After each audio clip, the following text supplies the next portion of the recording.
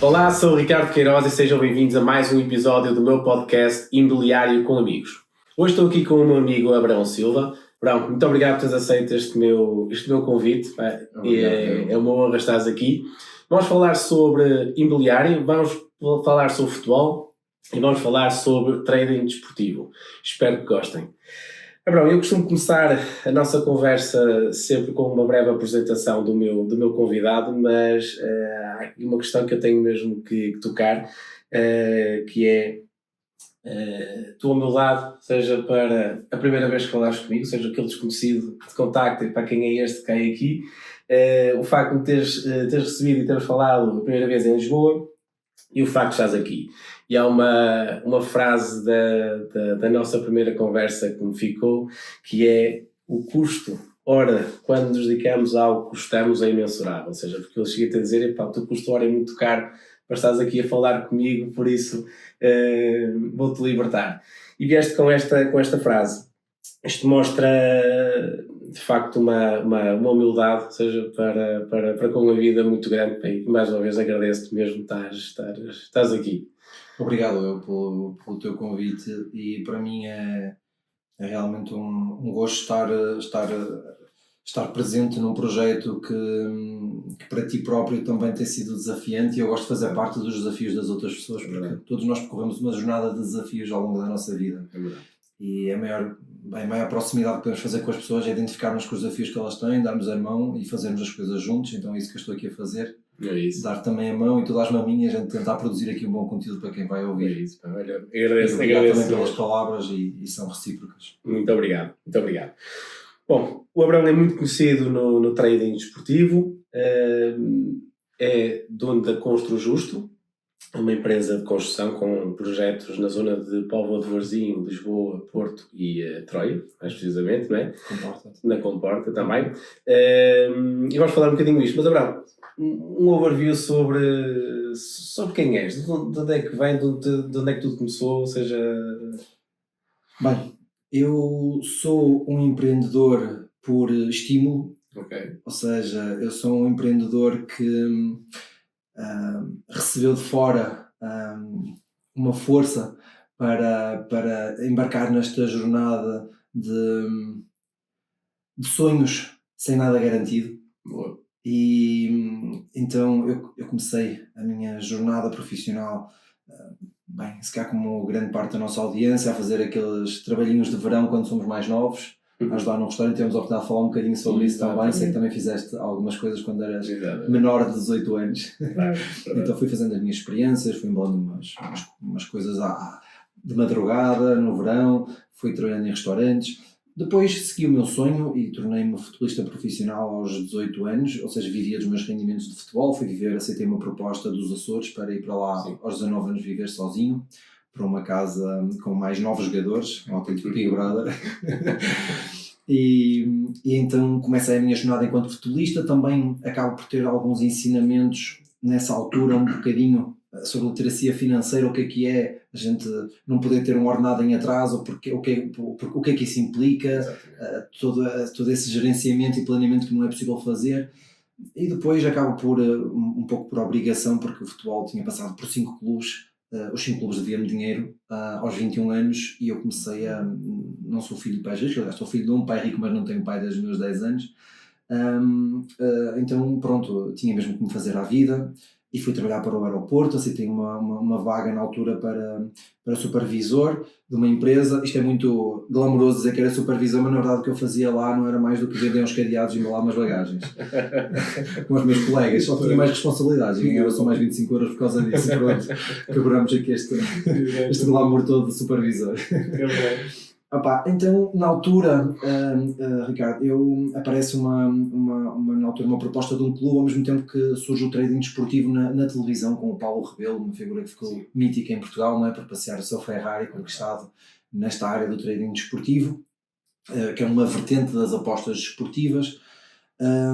E eu comecei a me interessar pelo assunto e comecei então a estudar aquilo. Aceitei o emprego no aeroporto e a estudar ao mesmo tempo. Okay. E as coisas começam-se então nessa altura a desenrolar. Em 2012 são 6 meses de experimentação, 6 meses a perder, mas a perder para aprender. Certo. e nesta área as pessoas, tu começas a ser um bocadinho empreendedor no treino desportivo, porque tu começas a investir o teu tempo, e o tempo é dinheiro, e é importante as pessoas que percebam bem isto, e comecei a investir algum capital, de certa forma controlado, sem garantias que ia ganhar mais à frente, mas qual é a jornada do empreendedor também, não é esta, ao fim e ao cabo, e essa é a jornada também de quem anda nas bolsas, seja nas bolsas esportivas como eu ando, ou na bolsa, na bolsa de ativos financeiros, ETFs, índices, por aí adiante vai.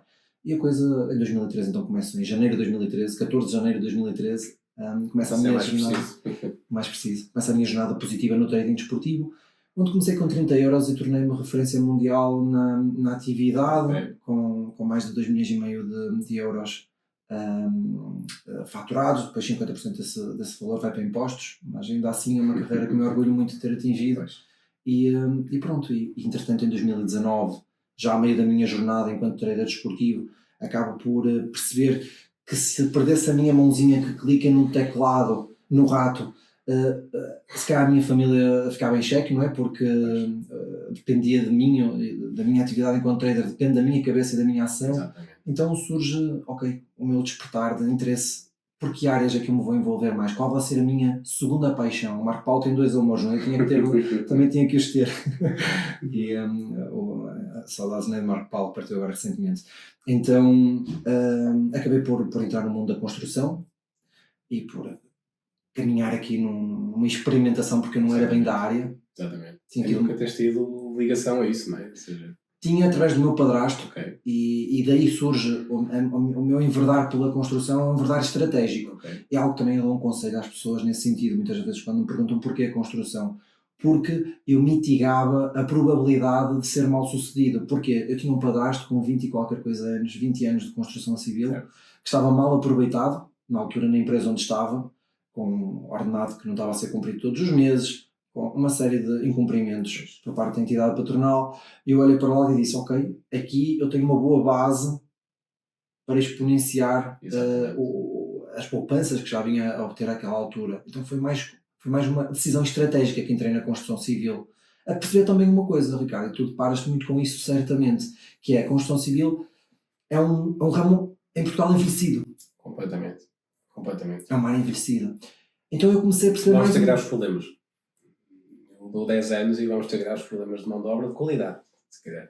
Mas os próprios CEOs da construção civil são pessoas altamente envelhecidas. Não é uma área sexy para se trabalhar. Os jovens não estão muito para se meter nessa área. É verdade. E eu então aos 28 anos olho para isso e penso, ok, onde é que é fácil eu modernizar algo? Pois. Será que é nos trabalhos online? Não. O jovem naturalmente já vai para aí. É verdade. Então se calhar se eu for para uma área envelhecida como jovem, eu parto em vantagem em relação à minha concorrência e eu consigo galgar caminhos onde as pessoas que só vão pelos caminhos tradicionais não conseguem. Daí que a Construtos também tem um digital também um bocadinho atualizado e começamos a valorizar o caminho dessa forma. Acho que foi um bom resumo, não foi? Já falei um bocadinho isto. É verdade, sim, não, já deu para ter uma ideia sobre de onde é que vens e onde é que estás. Ou seja, e vamos falar um bocadinho para onde é que vais. Exatamente. Vamos pegar no futebol. Como disseste, foste futebolista, mas rapidamente percebeste que o caminho não poderia ser dali por causa das grandes dificuldades, ou seja, dos clubes muitas vezes em conseguir honrar os compromissos, pagar aos jogadores, e isso trouxe dificuldades, não é? Eu já trouxe cá algumas pessoas ligadas ao futebol que tiveram grande sucesso, fizeram bastante dinheiro, ou seja, o futebol para ti deu-te prazer, ou seja, enquanto atividade, mas financeiramente foi um desastre, não é? Isso não aconteceu. Exatamente. E nem tudo é para todos. Verdade. Nem tudo é para todos. Gosto dessa frase. Nem tudo é para todos e nem tudo tem que ser para todos. Assim é a vida. E muitas das vezes nós perdemos tempo na vida porque queremos percorrer o caminho que não nos pertence. Então é preciso aceitar que há simplesmente jornadas que não são para nós. E eu percebi claramente que aos 21, 22 anos andar a caminhar pela rua com uma pochete debaixo dos braços para me exibir enquanto jogador de futebol não era propriamente aquilo que eu queria. Aquilo que para mim realmente era importante era olhar para o meu conforto financeiro e perceber que o meu talento e o meu esforço estava a converter também em algo. E eu não via isso no futuro. As minhas probabilidades desciam drasticamente de ter uma carreira diferenciada. Quando aos 22 anos começo a perceber que, ok, agora tenho os 23, venho os 24, venho os 25, eu deixo de ser um jogador atraente para fazer investimento numa equipa qualquer. Então acabou por ser uma decisão racional e não emocional. Ou seja, não te agarraste ao clichê, não é, de ser jogador de futebol, ou seja, e começaste rapidamente a perceber que o caminho tinha outro. Há muita gente que se agarra àquilo e continua, ou seja, eternamente, pronto, muitas vezes agarrado àquela ideia de que qualquer dia pode chegar a algum contrato. Ou seja, mas no teu caso não aconteceu. E pegando na tua frase, nem tudo é para todos. Isto era um bocadinho, isto cada vez mais, ou seja, nós vamos aos clubes, ao fim de semana, sábado, domingo de manhã, e vemos os pais altamente motivados, ter atletas de futebol, olhar um bocadinho para o futuro, e muitas vezes percebem que se calhar, lá está, nem tudo é para todos, ou seja, isto às vezes é preciso também ter aquele fator sorte para se conseguir ter sucesso, não é? Claro.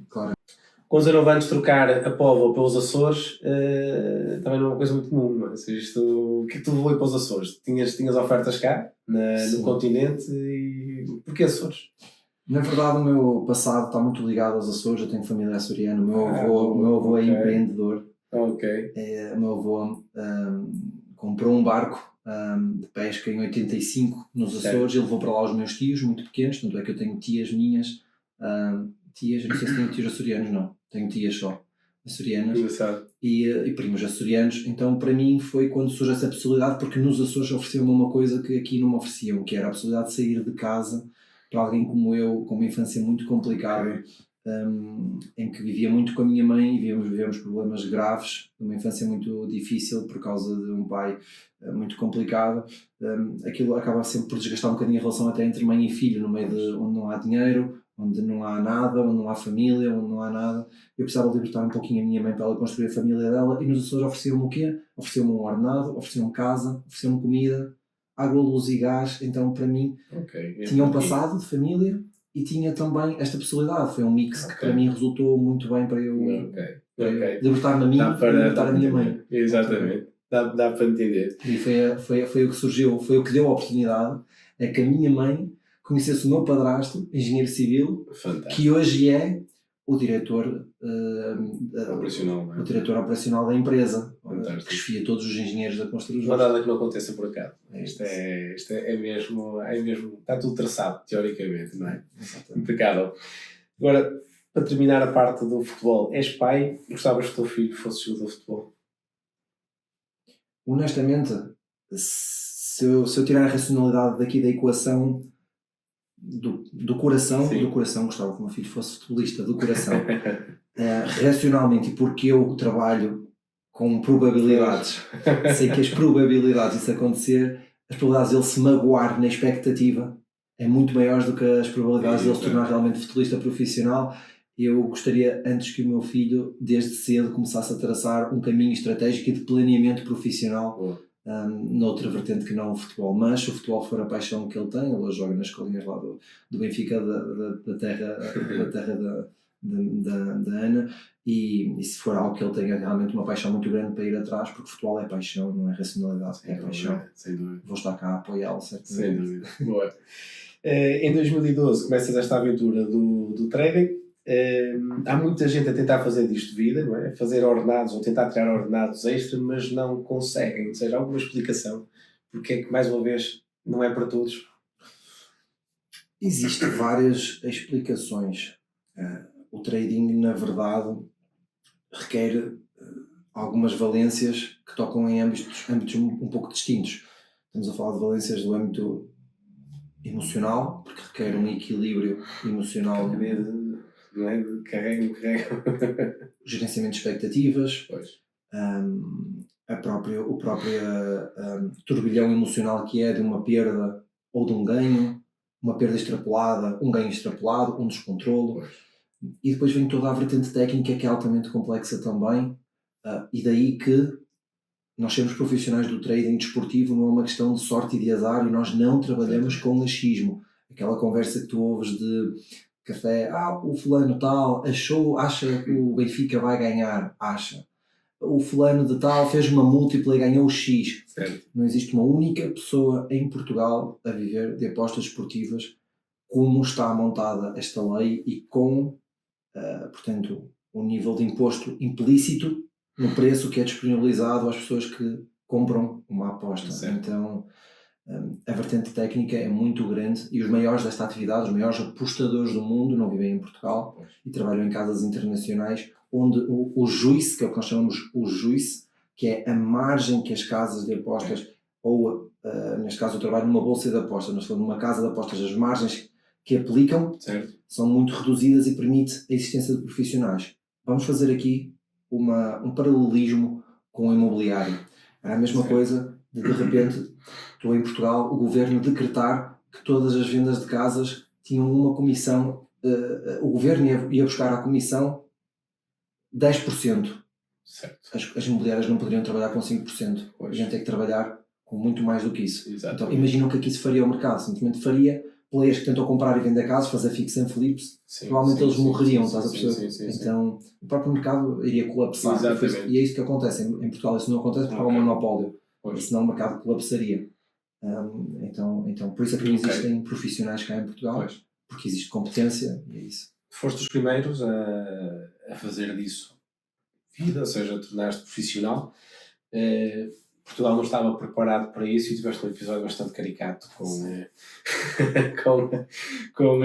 isso, o que te obrigou, lá está, a procurar outros caminhos, porque o governo disse, este senhor, embora pague impostos, não está a pagar então os impostos que devia. Basicamente é isto, não é? Sim, tem que pagar mais, não é? Em 2017 eu tive que ir para a Inglaterra para emigrar, porque na altura foi na transição de estarmos no vazio fiscal relativamente às apostas desportivas, e o trading desportivo é uma vertente das apostas desportivas.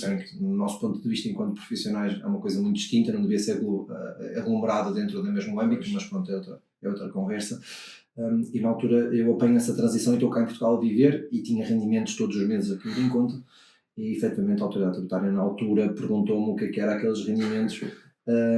E pronto, e eu tive que dar uma justificativa e tive que na altura embarcar para viver em Inglaterra também, e pronto, e assim foi, e até o dia de hoje em Portugal não é permitido. Era como criminoso, não é? Sim, efetivamente temos milhares de traders que são em Portugal que são criminosos por algo que deveria até agregar e agregaria um valor imenso se olhassem para esta atividade onde existem milhares de clandestinos em Portugal, portugueses que sentem-se clandestinos e que estão à margem, porque simplesmente ninguém olha para eles. É uma calamidade, porque são milhares de pessoas mesmo. São milhares. É uma coisa impressionante. Impostos que deixam de entrar no país também de uma atividade que simplesmente decidiram que, ok, agora a atividade de mediadores imobiliários simplesmente não existe. Pronto, não existe. Foi isso que nos fizeram. Fantástico. Mas depois criaram a placar. Ao abrigo da Santa Casa da Misericórdia, não é? Queria-se aplacar para... Exatamente. Depois temos algo que é um contrassenso imenso, algo que... um monopólio completo de uma atividade onde atrai pessoas para fazerem apostas com valor esperado negativo, que é aquilo que a gente denomina, ou seja, as pessoas podem, mesmo que estejam a tentar trabalhar bem, se repercutirem aquela metodologia ao longo de muitas vezes, as amostras vão ser sempre negativas, porque a margem que está lá implícita, as pessoas vão sempre perder. Então é como as raspadinhas, ou seja, aquilo é um jogo de valor esperado negativo. É impossível alguém ser profissional daquilo. Isto é possível, ou seja, alguém determina que é impossível haver profissionais, simplesmente as pessoas só podem perder. E eu pergunto-te, até do ponto de vista que isto deveria ser legal, obrigar as pessoas a perder. Imagina o que é dizerem, ok, tu podes ser mediador imobiliário, mas tu só podes pagar impostos, tu não podes retirar €1. É isto que se passa connosco. Pois, é isto que é a ideia da placar. Há muita gente aí a apostar na placar, mas isto, pronto, é, como tu dizes, é justo, não é? Ou seja, é só para pagar impostos e margens a entidades que nada têm a ver com as pessoas. As pessoas, em última linha, só vão perder. Fantástico. O cliente final. Fantástico. O que não deveria ser, não é? Fantástico. É uma coisa... E a maior parte das pessoas anda iludida dentro daquilo, e pronto, e é o que eles querem, não é? Ou seja, querem que as pessoas andem ali um bocadinho à volta daquilo. Com a justificativa que depois estão apoios sociais, mas deveríamos aqui separar muito bem estas áreas. Exatamente, dava mesmo muita conversa. Muito. O trading, chegaste a olhar, tenho aqui algum capital, não quero ter, ou seja, os meus ovos todos neste cesto, quero começar a diversificar, e foi então que criaste a Constru Justo. Olhaste para o teu padrasto, ele tem aqui uma oportunidade, seja, de fazer aqui alguma coisa interessante na parte do imobiliário, como já disseste bem, pá, eu sou novo, a atividade está a ficar envelhecida, deixa-me criar aqui alguma coisa diferente. E nasce a Constru Justo, não é? Primeira loja, faz-me do episódio da loja em Vila do Conde. É. Então, o propósito da Constru Justo nasce, obviamente, numa primeira instância, por uma questão de diversificação. Certo. E por ter uma maior segurança do futuro. Todos nós procuramos ter o máximo de segurança para nós e também quando temos filhos a depender de nós. E eu fui pai nessa altura, então comecei a pensar não só por mim, não é? Mas pensar também na pessoa que dependia de mim. Então, mas assim que eu começo a pensar seriamente no projeto Constru Justo, já passou a ser uma questão também de agregar valor à sociedade. Okay. Criar impostos não, pagar os impostos, mas criar postos de trabalho. Quem me dera criar impostos. Era mal. É bom não é estar desse lado, não é? Vivemos num país que era bom criar impostos para nós, mas pronto, seria mais justo. Então é criar os postos de trabalho, é agregar valor à sociedade, é também tentar criar uma visão mais jovem e um contacto diferente, porque eu tinha sido cliente na construção civil, eu tinha construído, de certa forma mas comprado uma casa em acabamentos finais e tinha tido uma experiência terrível com o construtor, onde eu próprio me sentia mal em sugerir alterações porque a pessoa quase me restringia só àquilo que já estava pré-definido e parecia um crime, ou seja, eu estava a comprar uma casa, a pagar uma margem de negócio à pessoa, margem de lucro, e eu sentia-me mal por ir à minha própria casa tentar fazer algum tipo de alteração, algum tipo de visita. Então toda aquela experiência que depois culmina numa casa com acabamentos muito mal feitos e uma garantia pós-obra terrível, deu-me a entender, e vi essa pessoa ter sucesso. Eu pensava assim, se trabalha mal e consegue-se ter sucesso, se trabalhar-se bem, o sucesso pode ser de uma forma brutal. Então também me criou esse entusiasmo para avançar com esta ideia. E pronto, e nasce na altura na Póvoa de Varzim, numa das principais ruas da Póvoa de Varzim. Eu defini logo, Ricardo, olha, vou fazer algo com muita qualidade, e montei um espaço todo XPTO, com as melhores carpintarias, com 1001 amostras de carpintaria, com diferentes soluções lá no local, de métodos construtivos, exemplificado em pequenas amostras, uma série de coisas, grandes pedras. Lá os nossos degraus eram uma pedra que tivemos que esperar não sei quanto tempo, grega, que veio de não sei onde. O que é certo é que eu entendi enquanto empreendedor que realmente eu precisava passar por algumas dores e alguns aprendizados. Não era tudo mar de rosa, não é? Não. E realmente para trabalhar, tu não podes vender qualidade. A qualidade é uma consequência do teu trabalho que depois vai ser transmitido ao mercado. Tu não impinges qualidade ao mercado. Então, porque se tu quiseres impingir qualidade ao mercado, o mercado vai perceber isto não é orgânico, isto é sintético, esta pessoa está-me a querer mandar qualidade para os olhos, mas estás a perceber? Então a minha loja transmitia isso. E como era um projeto recente, eu percebi, começamos a ter os primeiros clientes, mas de um nicho que não era tão cativante para mim, porque eu já tinha engenheiros, porque eu já tinha aquilo que nós chamamos de custos indiretos de estrutura bastante elevados. E então começo a perceber para onde é que eu quero ir, mas que realmente ali eu tinha que fazer a minha alteração de rota, mas paulativamente aceitar na situação em que estava. Então utilizei aquele espaço durante algum tempo ainda assim, para conseguir angriar os primeiros clientes, aceitar que não valia a pena fazer expectativas de retirar lucros líquidos nos primeiros anos da empresa, porque eu ia ter que fazer uma alteração de rota e não era assim tão fácil como eu achava no início. E começamos a fazer então essa mudança. Decidi sair de uma loja com uma visibilidade brutal, onde estavam as imobiliárias maiores da Póvoa de Varzim, inclusive, onde elas têm que estar muito bem localizadas, sim.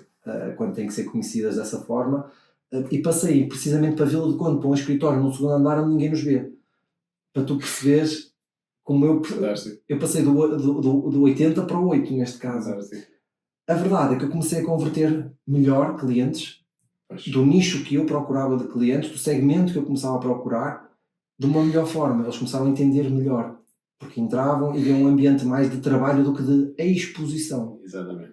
Então, nós muitas das vezes... Não se assustavam tanto, se calhar, não é? É isso. Então, como empreendedor, muitas das vezes, nós achamos que nós é que temos que fazer com que o cliente nos entenda, mas não. Muitas vezes o segredo está em entender o cliente É verdade. para tirar as ilações e entregarmos então agora o que eles querem. É verdade.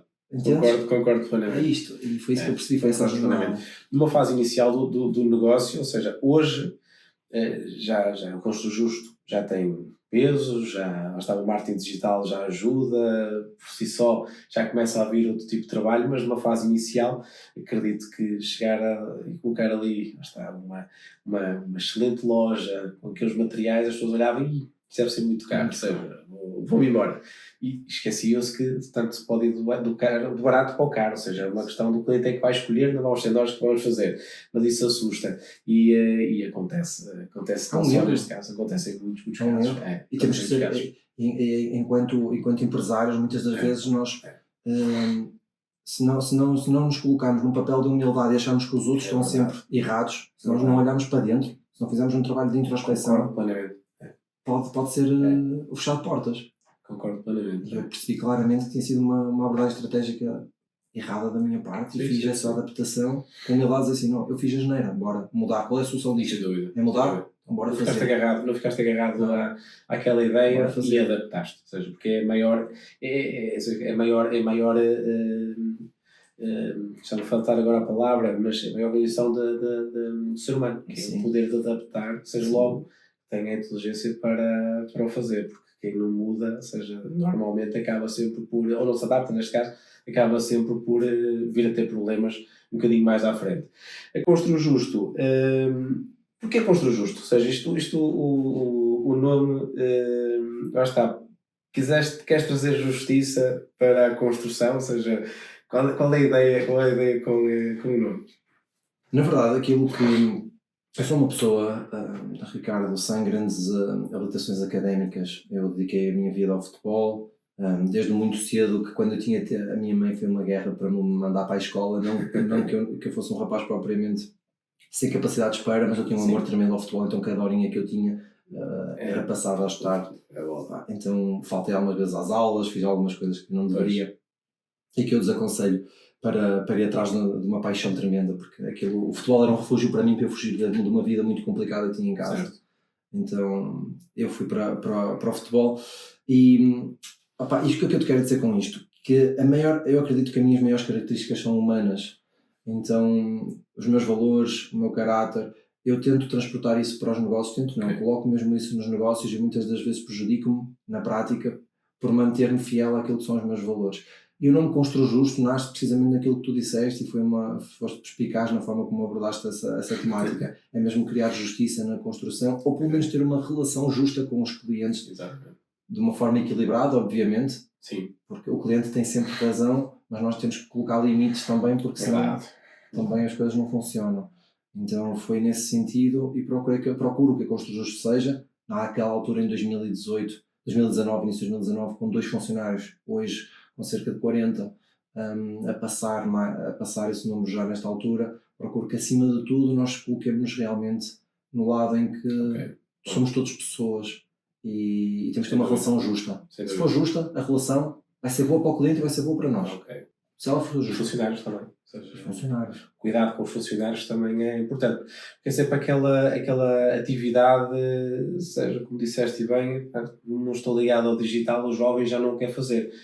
Embora eu acredite que ou seja, a atividade de futuro, porque nós temos a inteligência artificial e afins que se calhar vai substituir muitas atividades ligadas às novas tecnologias e afins, mas este tipo de trabalho mais de mãos vai ser muito difícil de se ter, não é? Deixa-me, não leves a mal, Ricardo, não fiques zangado comigo. Não. Deixa-me discordar contigo aí nesse ponto. Sério? Ok, à vontade.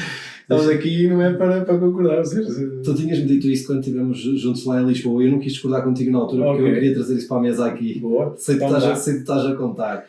Mas aquilo que eu acredito mesmo é que, apesar de hoje ser escasso e a mão de obra estar a ser altamente valorizada e os salários estão a subir um pouquinho em flecha por causa da escassez, eu não acredito que seja de futuro. Eu acredito que seja uma oportunidade para quem quiser estar na construção neste momento, o operário, ganhar dinheiro ao longo de das próximas 2 décadas, mas o futuro da construção são realmente as casas modulares e as casas pré-feitas, porque tu estás a perceber uma coisa no rumo da história, que é todas as atividades que não são sexys para os trabalhadores, ou seja, atividades onde as pessoas repercutem muitas vezes as mesmas posições, repercutem muitas vezes o mesmo processo, elas estão a ser substituídas paulativamente por robôs. Certo. Na construção isso não vai fugir. Certo. O que vai acontecer é, e tu dizes-me, Abrão, mas isso vai baixar um pouco a qualidade. Eu digo-te que vai. Mas esse é o caminho da humanidade. Okay. O caminho da humanidade é nós trabalharmos mais em escala do que em qualidade. E a construção não vai poder fugir a isso. Okay. Então, excelente visão. É algo que eu acredito que vai ser 20, 30 anos, acredito que tenhamos ainda trabalhadores. A evolução das casas impressas em 3D, das soluções de LSF, existe uma série delas, casas de madeira, vai surgir novas tecnologias, estão todos, hoje em dia há empresas de construção com grandes centros de investigação e vai existir novas soluções que ainda nem estão no mercado a aparecer. Então o rumo da construção será realmente por módulos e feitas em fábricas por robôs e que vão vir para os locais só mesmo por montar como legozinhos e está feita. A Casais agora em Guimarães fez um hotel, o BB, ou seja, e um coworking assim, ou seja, foi tudo montado em fábrica e eu não sei se este que eles fizeram aqui em Gaia se foi igual, mas eu julgo que não. Sobre a mão de obra, deixa-me dar-te também aqui um input que também é interessante trazer aqui. A mão de obra é algo que é escassa e que é um flagelo para todos os empreiteiros. Na verdade, eu quando comecei a necessitar de mão de obra em maior escala e quando comecei a montar as primeiras equipas de terreno da Constru Justo, eu só recorri à subcontratação até 2021. Okay. Quando começo a perceber que aquilo era uma dor minha, uma dor para concorrer com o mercado por margem, porque eu subcontratava a mão de obra, eu tinha que cobrar margem para pagar os meus custos indiretos, chegava ao cliente final a um preço completamente absurdo. Absurdo não, o preço que era. Sim, e eu consegui ganhar obras, porque as pessoas confiavam em mim ainda assim e gostavam da nossa qualidade, mas era muito mais difícil, as pessoas sabiam paulativamente, estavam a pagar muito mais, iam ter garantia de qualidade, mas iam pagar muito mais, e é difícil tu chegares. Então, como eu ainda não tinha atingido um cliente de segmento completamente distinto, que não precisa só olhar a 100 euros ou 200 ou 1000 euros no orçamento, foi difícil aqueles tempos, e eu comecei a tentar mitigar esses problemas. Primeiro, como é que é mais fácil mitigarmos esses problemas? Contratando mão de obra própria. Foi aquilo que eu comecei a fazer. Como é que tu montas as equipas de mão de obra própria? É difícil trazer os primeiros. Eles chegam à tua empresa, são lá engenheiros, não há nenhum lá, que eles, eu vou ser a cobaia. Exato. Como é que agora eu faço? Eu vou ser a cobaia disto. Então levas os primeiros nãos, os segundos nãos, os terceiros nãos, e tu começas a desanimar, que foi aquilo que me aconteceu. E agora? Será que eu vou ser capaz de ter as primeiras mãos de obra? Depois chegam alguns que dizem assim, ok, eu até sou dos primeiros, mas então é tanto.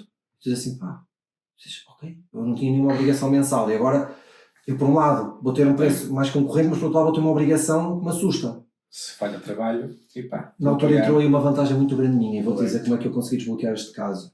Eu vinha a namorar alguns dos meus sobreempreiteiros há bastante tempo, e uma coisa que eu sempre dediquei o meu tempo foi a ir às obras e a ficar muito tempo com os meus sobreempreiteiros, a falar com eles lá. Eu nunca fui dono de uma empresa de construção que chegava a uma obra e olá, bom dia, boa tarde, uma vista de olhos rápida e andamento. Nunca fui essa pessoa. Eu ficava às vezes 1 hora, 2 horas na minha obra à beira dos profissionais que estão lá a exercer as suas funções. O fulano do pladur, o pintor. Nós nunca sabemos quem está do outro lado. Verdade. Com várias ideias, com vontades, é verdade. E resulta isto muito bem quando eu acompanhei várias execuções de uma equipa de pladur em concreto, o Fernando e o António, meus 2 funcionários hoje em dia, os primeiros 2 trabalhadores da Constru Justo de terreno.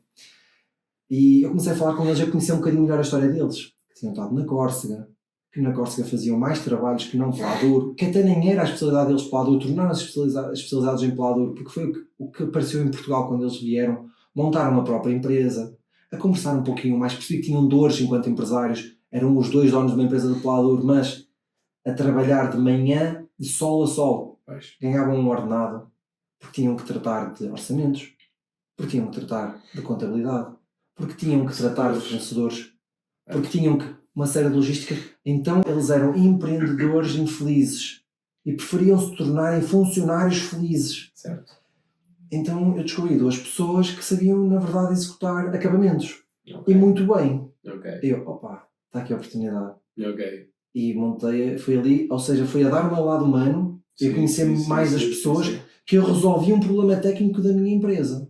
Voltamos um bocadinho ao início, que é o custo hora, quando estamos a fazer alguma coisa que gostamos, não tem preço. É verdade, não tem preço. E lá está. Tem trazido de facto boas coisas. Mas tem sido a grande dificuldade. E só para concluir aquilo que te dizia, entretanto, com esta expansão da Constru Justo, nós começamos a trabalhar no Norte, felizmente começamos a crescer, começamos a fazer agora em 2022 também, agora não, em 2022 começamos a construir as primeiras casas para clientes, e surgiu a oportunidade no início de 2024 de ir para a Comporta e de abraçar lá alguns projetos também, e a Construção no Norte felizmente vai num bom caminho, fruto também certamente daquilo que a gente oferece ao mercado. Surgiu a necessidade então de contratar mais mão de obra e eu, bem, como é que vamos fazer isso? Empresas de trabalho temporário cobram uma margem ainda assim bastante grande por contratação e comecei a implementar algumas estratégias mais inovadoras na construção e na obtenção de leads. Um pouco como fazem as imobiliárias, sim.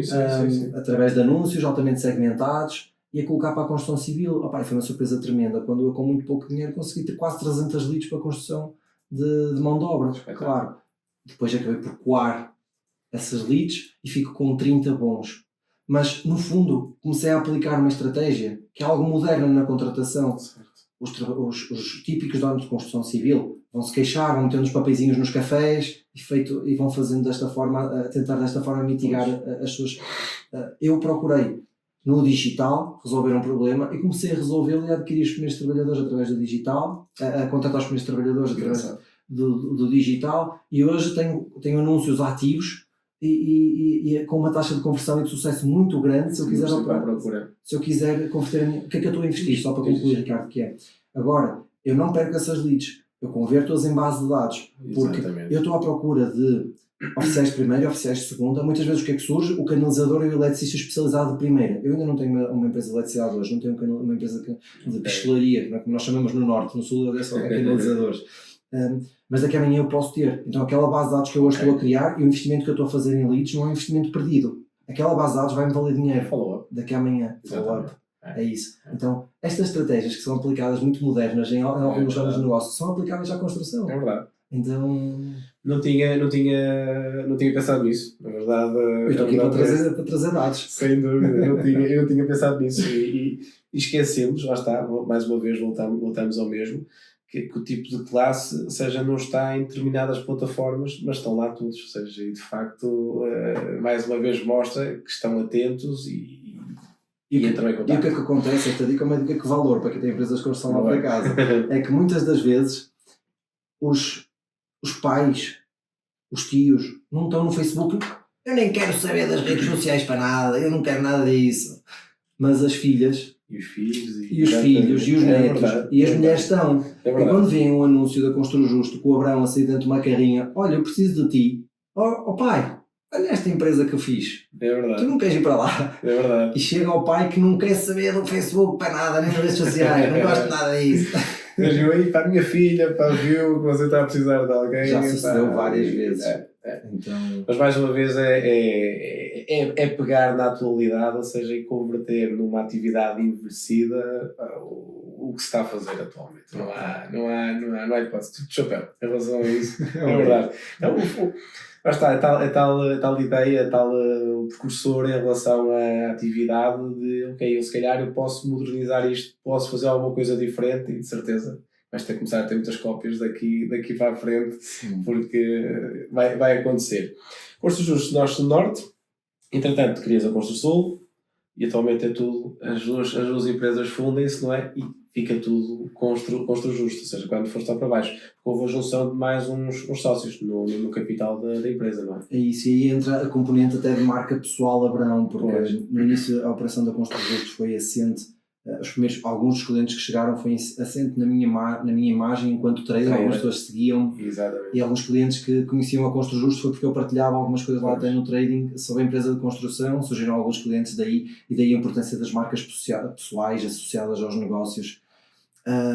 E curiosamente hoje, não é, a Constru Justo vai para baixo e havia duas Constru Justos, uma Constru Justo Sul com um sócio que era um colega de trader de profissão que deixou o trading e tornou-se um grande investidor imobiliário na zona do Alentejo, e comigo, eu era o único CEO da empresa a norte. Entretanto surge o interesse de um dos grandes empresários deste país que me acompanhava no trading, curiosamente. Tem 2.300 funcionários, mas sabe que se tinha que chatear com mais alguma coisa, então acompanhava-me no trading e fazia os trades por brincadeira. Então conhecia o Abraão do trading e os meus valores enquanto pessoa converteram em um sócio para a empresa de construção e para um parceiro de investimentos imobiliários. Então as marcas pessoais não são só uma métrica, não são só mais uma ferramenta de alcance, são uma ferramenta de conexão de valores com outras pessoas. Daí a importância de nós no digital acabarmos por excluir um pouquinho aquilo que é a negatividade das pessoas que não nos compreendem, mas focarmos-nos em percorrer um funil para chegar às pessoas certas. Exatamente. A incompreensão faz parte. Sem dúvida. Isso para chegarmos às pessoas compreendidas. Isso vai ser sempre. Isso não há hipótese. Nunca vamos agradar toda a gente. Não é? Isso é verdade. Mas mais uma vez, o trading está-te para isto. Não há quem confunda a parte do trading com a construção, ou seja, que nunca tiveste nenhum bate-bocas com isso. É um bocadinho. Há outros colegas a fazer este percurso que eu estou a fazer, como por exemplo o Roberto Teixeira, que tu conheces, sim, não é? Sim. Que tem a Honest, que é a empresa dele também de construção. Eu acredito que ele também se sinta um bocadinho inspirado pelo meu caminho e tenha feito isso, porque eu quando falava com ele há uns tempos, há uns 2 ou 3 anos, eu disse, nunca me vou meter nisso. Entretanto, já está lá metido, então um abraço para o Roberto. E também é trader. Então, e há muitos traders, é por isso que é uma tristeza. Há muitos traders a agregar valor com empresas em Portugal. Pois. É uma tristeza mesmo, porque não deveria estar a acontecer aquilo que está a acontecer. Mas ainda a pergunta que tu me fizeste, o trading, hoje em dia existe uma compreensão bastante grande. Existe também uma evolução, principalmente, não é minha, é da audiência e das outras pessoas em termos de mentalidade.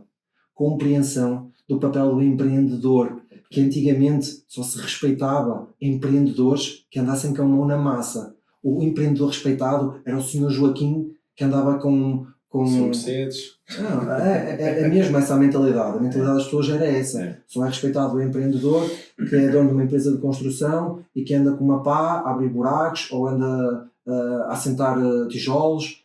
Hoje a mentalidade, as pessoas percebem que o papel do empreendedor é ser estratega, é se focar em estratégia, é se focar mais no macro e menos nas pequenas tarefas.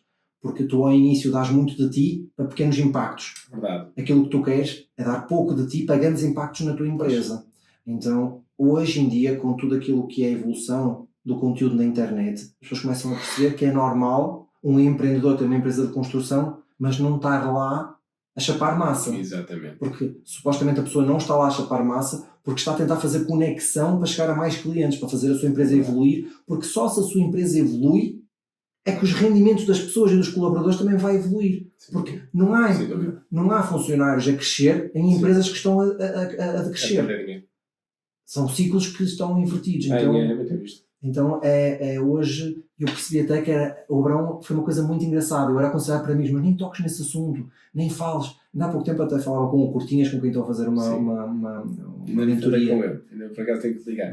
Uma mentoria sobre. E ele falava, Abraão, mas e essa situação? Dizia, olha, Cortinhas, sabias que um dos maiores empresários deste país conectou-se comigo precisamente por eu ser trader? Então, nós não temos que ter vergonha daquilo que nós somos. Pois. Porque a nossa história vai conectar com a história de alguém e nós vamos ser compreendidos por alguém que vai se conectar na altura certa para nós. Sim.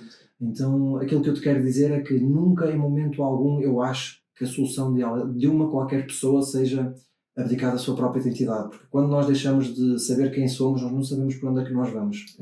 É mesmo aquilo que eu acredito. Acredito piamente nisso e revejo-me nessas palavras. Nós temos uma sociedade, infelizmente em Portugal, na minha opinião, qual só se dá mesmo valor ao trabalho físico, o trabalho mental, ou seja, as pessoas não dão valor. As pessoas pensam, falando da minha atividade, este gajo vai mostrar umas casas, anda de carro de um lado para o outro, está sentado e ao telemóvel, esquecem-se que o desgaste emocional é terrível, ou seja, e as pessoas às vezes não conseguem compreender isso. E aí, para que o gajo ganha dinheiro?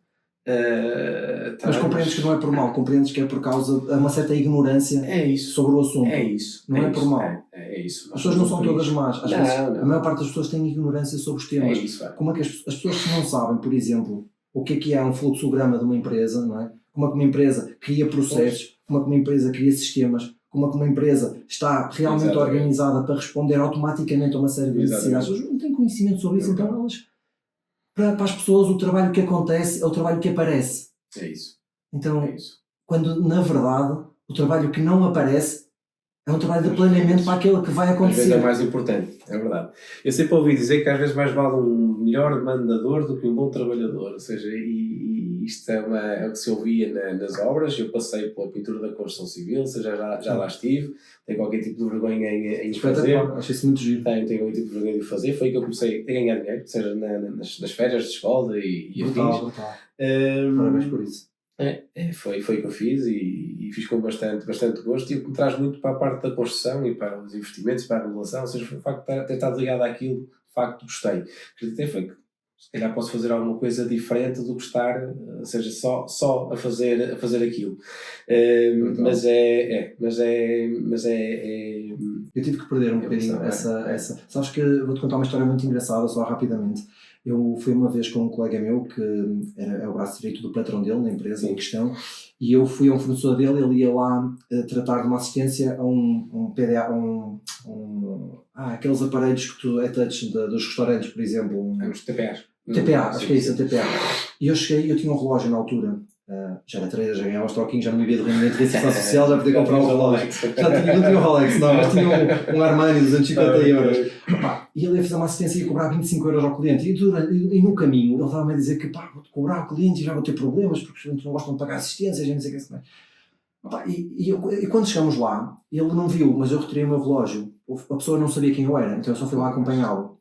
Eu retirei o meu relógio e ele fez a assistência. E a pessoa reclamou lá dos 25 euros que estava a pagar e etc. E saímos e ele veio lá meter o relógio. Ele disse: Abrão, o que aconteceu?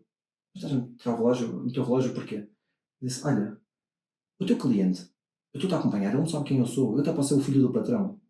O teu cliente está-te a reclamar 25 euros de uma assistência. Se ele olha para o meu relógio, vê que é uma coisa mais dourada, um relógio de 250 euros ou 300 euros, o senhor Manuel, que para pagar os 25 euros tem de vender 10 sacos de arroz, tu queres ter problemas a dobrar. É verdade. E ele, olha, bem visto. Anos mais tarde, 2 anos mais tarde, mais ou menos, eu refleti sobre aquele episódio. E aquilo na altura fez-me mal eu ter feito aquilo ao Ricardo. Eu fiz aquilo para não prejudicá-lo. Mas hoje em dia eu não tiro relógio nenhum à frente das pessoas. Porque...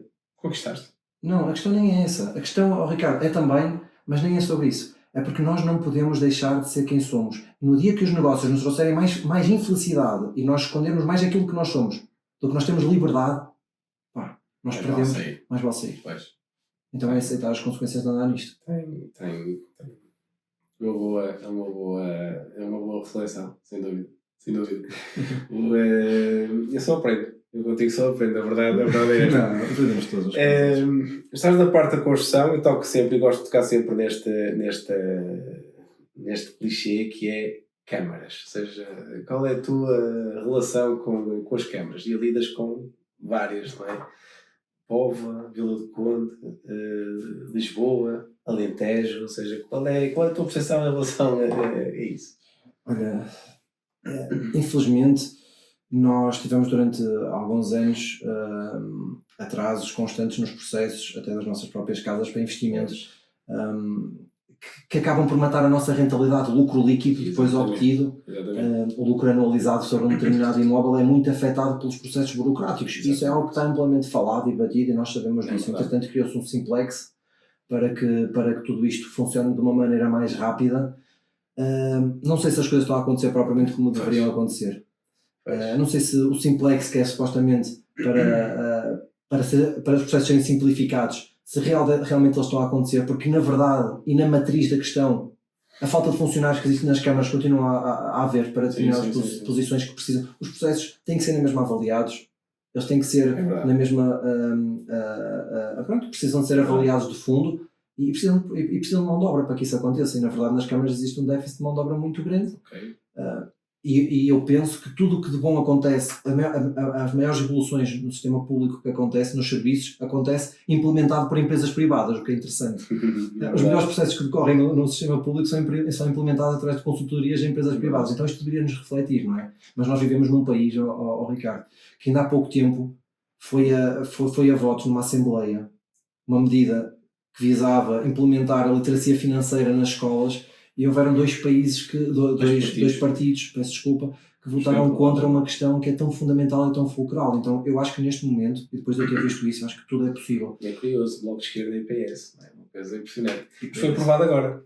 Finalmente foi aprovado. Felizmente vivemos num país onde ainda há alguma coisa. Tocaste uma coisa espetacular, que também veio uma ideia idêntica de um ex-jogador de futebol que também constrói, neste caso em Guimarães, com quem já tive o prazer de estar, que é o Helder Guedes, que jogou no Rio Ave, acho que o Guedes, não é? Trabalhei alguns jogos dele. É, exatamente, sério. Trabalhei alguns jogos dele. E não tenho almoçamos, por acaso. E ele disse, se eu pudesse mudar alguma coisa, que é uma pergunta que eu normalmente faço, se eu estou a poder de mudar alguma coisa, o que é que fazias? E disse, olha, eu privatizava essa parte das câmaras, ou seja, e quase que tocaste nisso, ou seja, quando são empresas privadas a tratar dos assuntos, as coisas funcionam. Quando vai para o público, infelizmente, atrasam-se.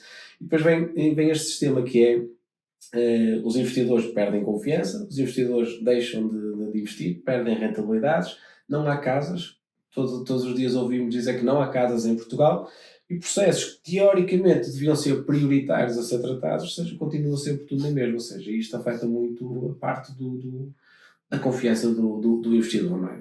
Quando estás mesmo a dizer que estás neste momento com uns clientes americanos, eles olham para isto como é que eles veem o nosso país? Eu vou-te até passar uma experiência muito própria relativamente a isso. Nós temos alguns, a Construjusto evoluiu depois para a InvestJust, que é uma empresa mais focada nos investimentos. Certo. E nós, momentaneamente, não estamos a investir a norte porque estamos a investir muito ali na zona da Comporta. E já chegamos a não fazer uma venda de um imóvel porque a cliente aceitou o valor de venda que nós pedíamos, só que quando foi ver o imposto que tinha que pagar na escritura, assustou-se. Ela olhou para 300 e tal ou 400 mil euros, ela desistiu do negócio. 300 mil euros de imposto? Era uma casa que tinha um valor considerável. Muito. Então, para tu teres uma noção de como isto impacta a economia, e essa cliente deixou até de investir em Portugal por causa dos impostos associados à compra. Então, efetivamente, nós temos aqui graves problemas de interpretação do que deveria ser a economia e do que deveria ser toda esta economia associada ao imobiliário. Porque se queremos estimular o aparecimento de mais casas, se queremos estimular o investimento externo, se queremos estimular... porque depois, se existir uma massificação da construção, os preços também passam a ser mais competitivos. Certo. Só que neste momento, quem é que quer? Eu vejo muitas das vezes as pessoas a se queixar nas redes sociais. Estão a construir caro. Mas não é para fazer barato. Eu pergunto, quem é o trabalhador que sai todos os dias de casa à espera de trabalhar pelo menor salário possível? É verdade. Portanto, agora coloquem-se ao lado das empresas. Os preços justos de mercado vão acontecer de uma forma orgânica e natural. É verdade. Por um equilíbrio entre a procura e a oferta. Não é um empresário, não é o dono de uma empresa de construção que se vai lembrar de um dia para o outro e vai dizer assim, olha, eu agora vou ser um bom samaritano. Eu pago aqui 50 colaboradores salários, eu tenho dores de cabeça todos os dias com o meu projeto, mas eu decidi vou fazer prédios a low cost só porque eu não quero ganhar dinheiro. Então, isto não vai acontecer. As pessoas têm que se colocar no papel delas todos os dias quando se levantam, mas também devem se colocar no papel dos outros. Inclusive, e eu já estive do lado de alguém que não tinha dinheiro, de alguém que vivia do rendimento de reinserção social, e hoje tenho mais um bocadinho, e nós não deixamos de ser pessoas porque temos mais ou menos dinheiro. Nós somos sempre pessoas a procurar viver a nossa vida com a máxima coerência. Isto tem de partir das entidades que regulam e de mecanismos, e é para isso que estão feitos determinados estímulos na economia, é para equilibrar melhor as coisas, mas nós encontramos estímulos que beneficiam a interesses de alguém. Exato. E tudo isto funciona errado. É verdade. Sem dúvida. Mas é verdade. O custo, agora, antes de vir para cá, tive uma reunião por causa de um prédio que vai ser feito ali na zona do Porto. Custo estimado de construção, ou seja, não estamos a falar daqui do profit do investidor, ou seja, anda na ordem dos 1.900 euros, ou seja, isto é impossível com todas as taxas de ocupação de solo, ou seja, só para teres uma ideia, ele estava a dizer, cada descarregamento de material naquela rua tem que estar lá a polícia durante 3 horas, ou seja, aquilo é uma coisa impressionante, ou seja, os custos vão por aí acima e é impossível, ou seja, quem está a investir conseguir ir para os preços que se faziam antigamente. Eu entrei no mercado, que vai há 20 anos, mas já estou a ficar velhinho nisto. Eu hoje olho para os mercados e digo, isto de facto está mais caro, mas a verdade é que tudo evoluiu. E olho muito para o salário mínimo, que normalmente é a nossa bitola, não é? Quando nós tínhamos um valor por metro quadrado, ou seja, de habitação na ordem dos 1000 e qualquer coisa euros, 800, 1000 e qualquer coisa que já era considerável, uma média, o nosso ordenado mínimo andava na ordem dos 400 euros. Próximo ano já estamos nos 900, ou seja, praticamente, ou seja, isto subiu, ou seja, então se tudo sobe, é esta compreensão que as pessoas têm que ter, se tudo sobe, se os ordenados sobem, tudo tem que subir obrigatoriamente, porque senão as empresas, mais uma vez, ninguém vai estar a construir de borda. Mais uma vez, deixa de haver casas. Não, as casas, é importante as pessoas perceberem, só para eu concluir este raciocínio, que é, os apartamentos que são feitos a um valor mais reduzido no mercado, é simplesmente uma estratégia do empreendedor, ou seja, da promotora, ou seja, da promotora que também é construtora, não interessa, mas é uma estratégia de vendas, não é uma estratégia de benefício, não é uma estratégia de se colocar numa vertente social de apoio à população. É uma estratégia que vai vender apartamentos a um valor mais reduzido, com a esperança que os venda mais rápido e melhor. Portanto, não vai haver bons samaritanos nos negócios porque as empresas estão feitas para crescerem. Todos nós queremos crescer, nenhum de nós quer diminuir a nossa vida. Então as empresas têm que percorrer este caminho natural também. Todos temos expectativas.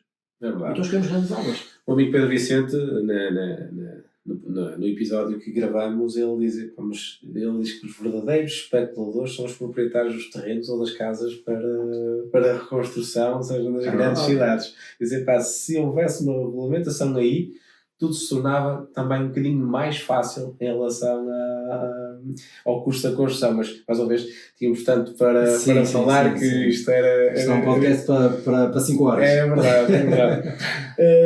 A Constru Justo, como eu disse, juntou-se, são neste momento 4 sócios. Quais são os objetivos da Constru Justo para o futuro? Ou seja... Bem, eu sou uma pessoa que... Até o último dia da minha vida eu sou altamente ambiciosa. Não gananciosa, mas ambiciosa. Porque quando nós temos um conforto financeiro e até podemos viver daquilo que já obtemos na nossa vida e continuamos a trabalhar mais do que havíamos trabalhado até então, é porque é a ambição que está a trabalhar dentro de nós. Então nós na Constru Justo estamos neste momento na região norte e na zona Póvoa de Varzim, Vila de Conde, Braga, Porto, toda esta zona, e fomos para sul, para a zona do Alentejo, Troia, Comporta, Grândola. A minha ambição é que a Constru Justo tenha uma operação a nível nacional. E também um dos grandes sonhos que eu tenho é internacionalizar a Constru Justo indo para outros países e claramente progredir em termos de investimento e de criação de casas ou blocos de apartamentos. Pretendo que a gente continue a percorrer o nosso caminho sempre em ritmos crescentes. A par disto, tenho também a ambição de verticalizar a empresa no sentido de depender menos de parceiros externos, porque muitas das vezes criam problemas que eu não consigo controlar e quero mitigar esses riscos, criando então algumas áreas que hoje não existem na empresa, que me permitirão ter uma capacidade de resposta em termos de prazos com uma maior previsibilidade, ter também um preço de mercado ainda mais concorrente e, quem sabe, no futuro até criar produto. Então, eu e os meus sócios somos todos rapazes na casa dos 30 anos, portanto todos nós muito novos. Não têm 50 anos pela frente para... esperemos que sim. Para trabalhar. Então, e todos somos muito proativos e não queremos parar, não queremos meter dinheiro ao nosso bolso, nós queremos criar valor na economia e deixar Portugal com uma empresa que se possa orgulhar. Então esta é a nossa visão. Excelente, isso é excelente. Quando dizes também produzir, estás-te a referir àquele tipo de as casas pré-fabricadas, ou seja... Por exemplo, a produção de produto pode passar por muitos âmbitos. Tu, se criares uma carpintaria, tu podes começar a produzir mobiliário. Tu, se criares uma serralharia, de repente consegues fazer produção, desde ferro até estruturas de toda a forma e feitio. Então, quando depois tu tens todas essas áreas, podes começar a tentar acoplá-las e fazer produção, se calhar, de casas. Então, só o futuro Não, dependemos um bocadinho também do sentimento da economia, a própria economia estar mais quente ou mais arrefecida também dita a que ritmos a que vamos andar, ritmos de estabilização ou ritmos crescentes, porque por vezes não é só nós queremos andar nos negócios, muitas das vezes uma estratégia de contenção ou uma estratégia de progressão no longo prazo. Certo. Então eu acredito muito nisto, porque se nós andamos muito rápido a determinada altura podemos ter que dar um travão a fundo que nos atrasa 10 anos, ou seja, é o tal chamado ter que depois dar muitos passos atrás para dar só para dar à frente. Então às vezes mais vale a gente ficar no mesmo patamar, no mesmo degrau, e depois então subimos com força. E a fazer bem, ganhar músculo e depois, depois crescer. A Comporta ainda tem muito espaço para crescer? Ou como é que tu vês ali aquele mercado? Bem, eu quando cheguei à Comporta, Ricardo, eu fiquei pá. Sério? Eu fiquei mesmo escandalizado, eu acho que é a palavra certa. Com o que aquilo cresceu? Nem tem a ver com o crescimento da região, tem a ver mesmo com a valorização de imóveis, em que se eu passar nestes imóveis daquela dimensão, com aqueles metros quadrados, em Póvoa de Varzim ou Vila do Conde, se alguém disser que dá 100 mil euros por aquilo, se calhar o proprietário vai vir logo à porta à janela, manda-se pela janela, atira o contrato para a pessoa assinar. Eu passo por essas casas dessa mesma dimensão naquela região e elas valem 1 milhão de euros. E eu digo-te que foi impactante. Eu virava-me para o meu sócio na altura, para o Rui, que nos levou para lá, e dizia olha, tu tens que ir comigo ao norte, porque eu acho que tu não tens bem... Aqui vive-se num outro mundo, isto não é Portugal. Incrível. Isto não é Portugal. Isto é outro país que não é Portugal. Depois percebi, existe um conceito de exclusividade muito associado à região, cada vez vai ficar mais exclusivo. Percebo e sei quem são as pessoas que vivem lá. Então há a realeza britânica, há a realeza espanhola, há atores de Hollywood, há muita gente que nós estamos habituados. A exclusividade, é um bocado isso. Sim. Então a ideia é o luxo, exclusividade, ou seja, não é alcançável a qualquer um, não é? Maiores nomes do desporto mundial. Fantástico. Então, no fundo, e a própria Comporta, respiras essa exclusividade também dentro de um ambiente que eles têm uma proteção sobre a natureza, as câmaras, todos os organismos que estão ali públicos têm realmente atenção a preservar alguma da natureza que está a envolver aquela região. As próprias casas têm características muito próprias que tentam aludir muito a matéria-prima da região, como o culmo, como algumas madeiras mais naturais. Então existe ali digamos que um preservar de património que passa para a construção e faz as casas também terem valores completamente distintos, porque realmente lá existe um conceito que se mantém e que as pessoas gostam de valorizar. Então não chega um estrangeiro carregado de milhões e de repente está a fazer uma casa altamente contemporânea é muito difícil isto acontecer. Pelo contrário, eles procuram-nos para repercutir o Comporta Style da melhor maneira, porque quanto mais com as características da região a casa tiver, mais valor tem, é mais caro de construir também, porque tem matérias-primas mais nobres e mais escassas. Mas é um interesse deles não destoar aquilo que é local. Eles gostam, o estrangeiro tem respeito por aquilo que é a nossa cultura ali naquela região. Não tinha noção, só por acaso eu não estou em Troia, não estive ainda muito na zona da Comporta, mas vou desafiar aqui para se calhar gravarmos um novo episódio na Comporta, numa das casas da Constru Justo, para não alongarmos muito mais também esta conversa. Fica o convite aqui da minha parte. Agradeço, sabemos fazê-lo, seja no verão, porque de facto há mesmo muito para falar com o Abrão sobre vários temas. Abrão, muito obrigado por mais uma vez por teres aceito este convite. Falamos aqui um bocadinho sobre os pontos que eu acho que seriam importantes para esta nossa conversa e vai haver uma parte 2 de certeza absoluta. As pessoas comentem, não é? É verdade. Querem uma parte 2. Só para finalizar, dizer que também foi para mim uma surpresa e um gosto muito grande conhecer o teu percurso. Fiquei realmente fascinado com tudo aquilo que tu tens construído, aquilo que tem sido o teu trajeto de vida. Parabéns, não é fácil, vens realmente de um ponto zero até um ponto trabalho admirável e que continuas sempre com essa força, fazer acontecer. E desejo também ao sucesso para os teus negócios e para o teu futuro que bem mereces. Muito obrigado mesmo. Chegamos ao final de mais um episódio. Espero que tenham gostado. E se gostaram, façam like, por favor, e partilhem nas vossas redes sociais. No próximo mês volto com um novo convidado, novas histórias, novas ideias e mais experiências que de certeza vais gostar de ouvir. Muito obrigado e até já.